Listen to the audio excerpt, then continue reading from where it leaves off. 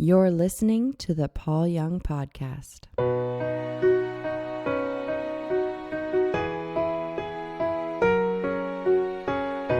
Hi, everybody, and welcome to another episode of the Paul Young Podcast. Nico and I have been trying to figure out whether I've already talked about what I'm going to talk to you about today. So if I have, and you've heard it, and go do something else. Or hang in there and just see how we plug some of the holes that are probably in the conversation. It leads into some of the other things that we're going to be talking about in the next few weeks, and that's really important, that we have some context.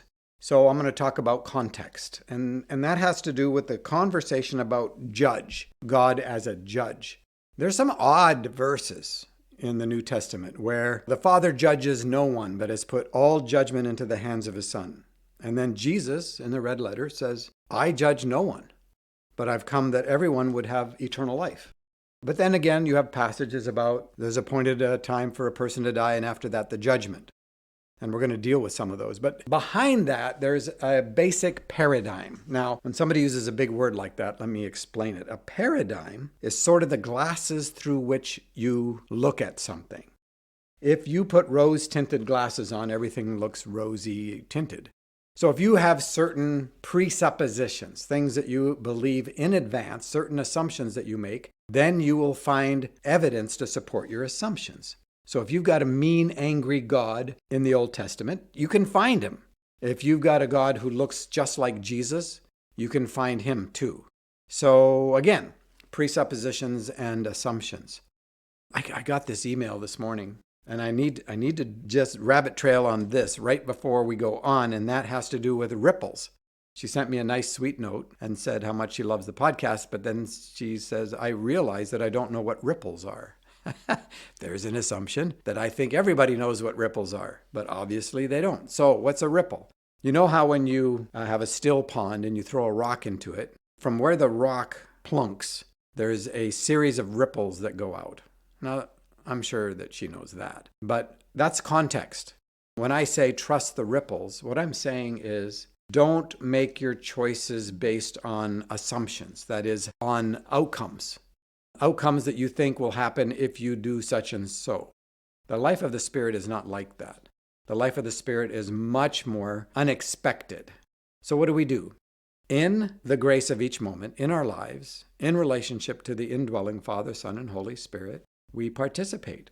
We are invited to participate. Remember, God never uses anybody. This is always an invitation to participate, because God is relational and is not about creating or manufacturing a kingdom like the ones that we are obviously inside of, power systems and hierarchical systems.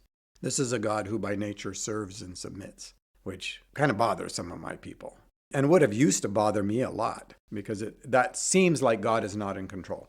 So again, live loved, participate with God, trust the ripples, and that is, you just let the ripples go. Most of the time, you'll not even see the results of those ripples. They'll hit somebody else's ripple, and that will cascade into other directions and movements.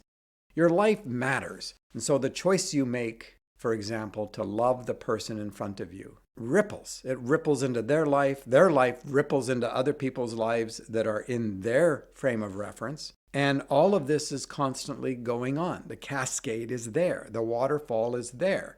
And you participate whether you realize it or not. It's just like when Jesus says, you visited me in prison, you fed me as a poor, and on. And the people are going like, when did we do that? Because they are unaware of the naturalness of their life. They assume the presence of love, and they just function as an expression of the presence of love. And Jesus is saying like, okay, if you have eyes to see, you would see that the way you treat others, you're treating me, because I live in them. All right, so that's a little rabbit trail. Back to judge, God as a judge. So I want to read you something. This is from Origen. He was one of the most well-respected, renowned early church theologians. He lived, I think it's like 185 AD through 200 and something, which means he is within a very short period of time from the apostles themselves. So he would have known disciples of John, or people who worked and knew Paul the Apostle. So Origen is there, and let me read you what he says. Jesus, by his coming, brings about both, judging the world and saving it, but the one by means of the other. For he comes into the world to judge it in order to save it. For he does not save it in order to judge it. And like a doctor comes to the sick in order to heal them. That is Origen's commentary on the Gospel of John. So I know that there are some things that he said in there, and I'm going to give some context to it. Most of us, or a lot of us, who grew up in Western evangelicalism, like I did, we had a God who was a judge, and he was a judge in a courtroom. And the reason that I don't know if we've talked about this already or not is because I talk about this a lot. When we do the intensives, this is one of the things that we talk about. When I put together a list of about 10 things that have absolutely intersected my life in the last 15 years and have become so important, this is one of them. God as judge, that conversation. So we come from a long history of lawyers. Augustine was a lawyer, Luther was a lawyer, Calvin was a lawyer. Now, that doesn't mean that everything they said was wrong, but it does tell you that they had a certain paradigm. They had a certain lens that they looked through in terms of how they understood and discussed theology. So they wrote a lot of beautiful things, but they wrote some things that were, I think, completely wrong. And as a result of what they wrote, they ended up killing people, which I also think is completely wrong. And so something is fundamentally incorrect, dangerous, harmful in the way that they presented some aspects of theology. So they had a courtroom, and in the courtroom you have God as the judge, God the Father. He's the judge. And you come in to the courtroom and you are going to be tried as whether you are guilty or not, whether you are a sinner or not. Everybody knows that when you are face to face with God the Father as a judge, you're going to be judged guilty. That's obvious. And so I come into the courtroom, there's God the Father. The law says, here's the things that you cannot do. Here's the things that you cannot say, you cannot have in your heart. Well, it doesn't even deal a lot with the heart. Jesus does that. You've heard it said this, and he seems to make the law all the more difficult, right? If you're going to be a performance-oriented person, it's really hard to take the Sermon on the Mount literally, loving your enemies and all that stuff. But here you're in the courtroom. God, he may like you. That is, God the Father may like you. And maybe even verge on love. But he's under the law. That is, the law says that the sinner has got to be judged. Now, I don't know about you, but if judgment requires perfection, I'm like, no chance. I got so much history about doing wrong things and harmful things and hurtful things. If that's what this is about, I'm in trouble. But if my choices don't count, if we have like kind of loosey-goosey grace stuff that, it doesn't matter. No, it does matter. The choices that we make do matter. So how do you put this into a context that makes sense about God as a judge? So back to the courtroom. Here you've got God, who's the judge, who you come before, and the gavel comes down, or is going to come down, and it's going to be, Paul, you're guilty. And in the paradigm that I grew up in the theology that I grew up in, being guilty is punishable by what? By death, eternal death. In fact, it was eternal conscious torment. And in the few of the next podcasts, we're going to talk about that too. But that's the view in the courtroom. God is a judge. I'm going to be guilty. The punishment is eternal conscious torment. Like that's eternal, forever and ever and ever and ever. And it's conscious. God burns you with fire, punishes you for whatever you've done wrong, for having a sin nature, which we're also going to talk about, which I totally disagree with. But you're going to be judged, and it's going to be eternal conscious torment. So, how do you escape that? Well, in the courtroom is a defense attorney. Actually, it's the judge's son. It's God's son, and he's a defense attorney. So this whole legal frame of reference is called forensic theology, and a lot of it comes from Luther, Calvin, and Augustine, all lawyers. And so here you've got Jesus, who's a defense attorney, and he will defend you if you pay him. So you've got to still do something. You've got to pay the defense attorney. How do you pay Jesus? Well, you pray the sinner's prayer, and you continue to prove it by performing. Like you do all the right things and don't do all the wrong things. And so Jesus, you pay him, right? And different traditions have different ways of paying him. You could get baptized, or you could ask Jesus into your heart, or confess your sins, different things. So you pay him. Jesus then goes to his dad, who's the judge, and says, Dad, this guy over here, Paul, I know according to the law, you got him dead to rights. The law has him dead to rights. Since he paid me, I'm going to defend him. In fact, here's what I'm going to do. I know that justice means, in this context, that he needs to pay for what he's done. So I am going to take his punishment and pay his punishment for his sins. I'm going to enfold him into my righteousness, and I'm going to pay the penalty, the punishment, which is what? Eternal conscious torment. Now, I hope you can see right off the bat, there's a lot of problems with this, right from the get-go. Number one, God the Father is not under the law. Love is what the law intended to expose and reveal. The law was written in stone, and the prophet said, but there would come a time when this law would be written on the human heart. It wouldn't be some external thing, because it fails to produce love. It fails to produce love. It can't. But it's better than no law at all. So there's a ring of reality to it, even though it can't produce what it demands. So thou shalt not kill. Jesus comes and says, even if you have hated your brother, you have committed murder already. And, he goes on to make all these things even more difficult.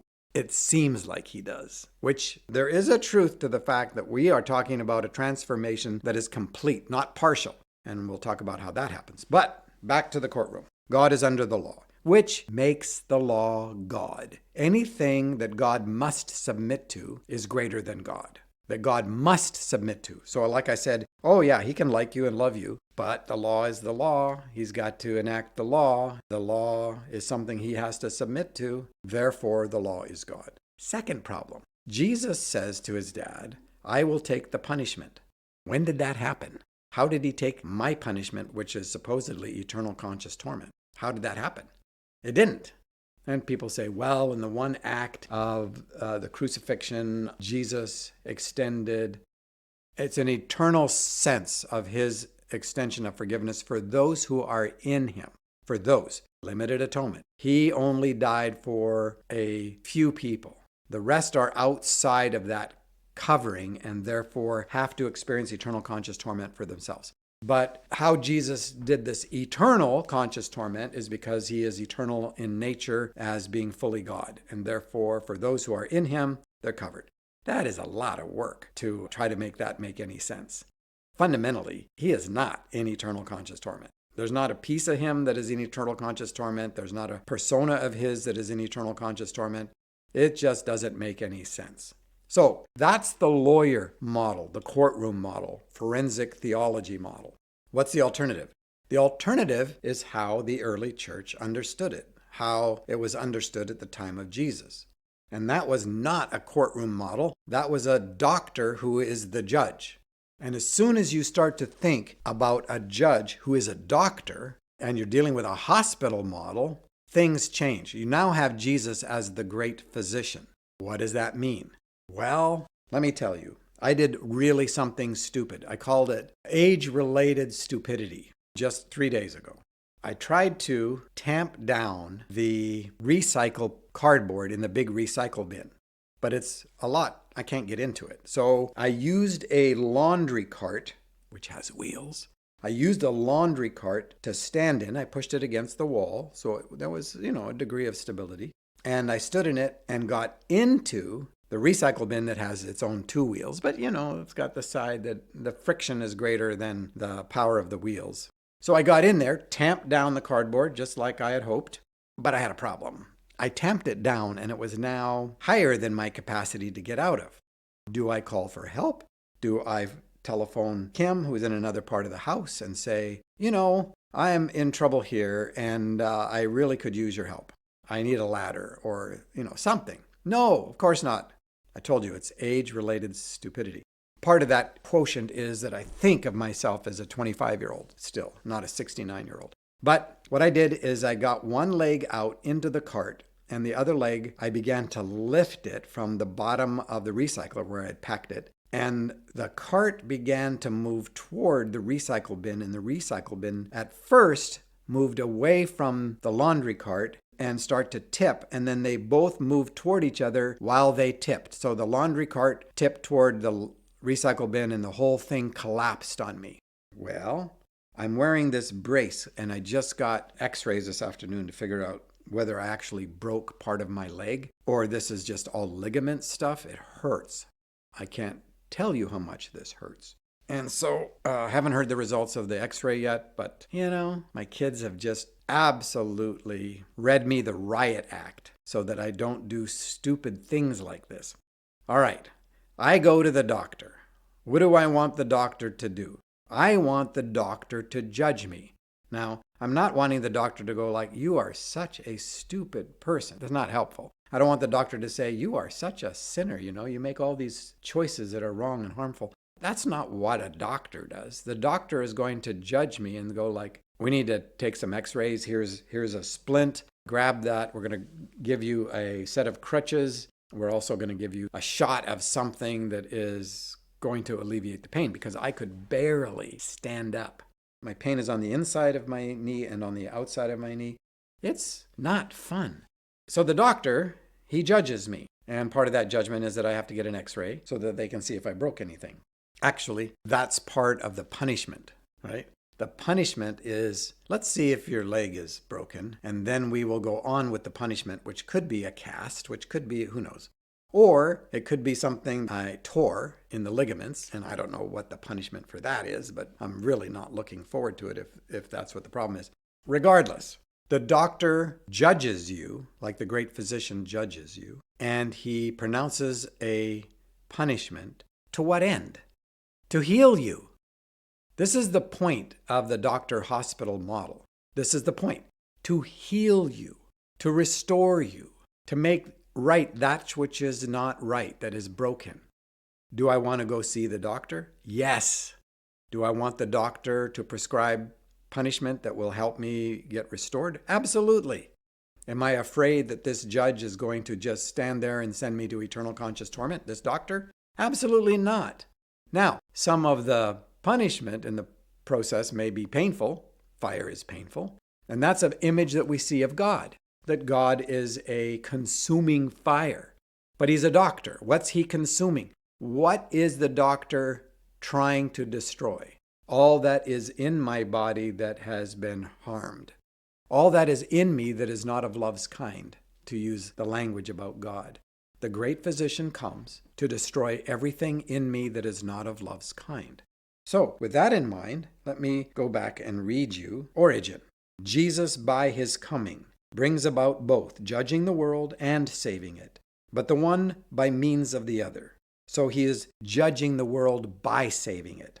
For he came into the world to judge it in order to save it. For he does not save it in order to judge it, and like a doctor comes to the sick in order to heal them.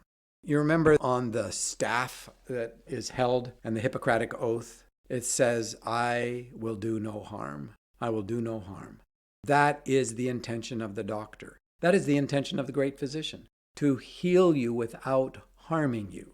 Now, it doesn't mean that it's easy and not full of its own pain because, we attach ourselves to our sicknesses, to our idolatries, to our addictions, to our seeming right to speak meanness to people, that we get to say things that are not wholesome, all of that stuff. Those things die a slow death, but everybody gets salted with fire, and that fire is meant to heal us and to save us. And God is a fire. He is love, but that fire is never aimed at us. It's aimed at everything in us that is not of love's kind. Everything that keeps us from being fully human and fully alive. So when you look at your life and you see all the tatters and everything about it, and you feel like God is coming after you, it's true. God is coming after you. It is you that he loves. Not all the stupidity that we've done, not all the attachments that we've had that cause harm, not all the patterns of behavior that continue to hurt ourselves as well as others. God is committed to destroy those things. But God will not destroy them apart from our participation. God has too much respect for the human creation that is made in God's own image and likeness. So what is God centered on? Your salvation, your freedom, your wholeness, your restoration. That is the beauty of what we're involved in. That is the wonder of a God who is not a judge in a courtroom, but a judge in a hospital, to the praise of his glory. Thank you for listening. If you would like to contact or connect with us with inquiries and questions, comments, suggestions, stories, and more, please visit paulyoungpodcast.com. There you will find resources and notes related to any particular episode. Today, participate with love, do the next right thing, and trust the ripples.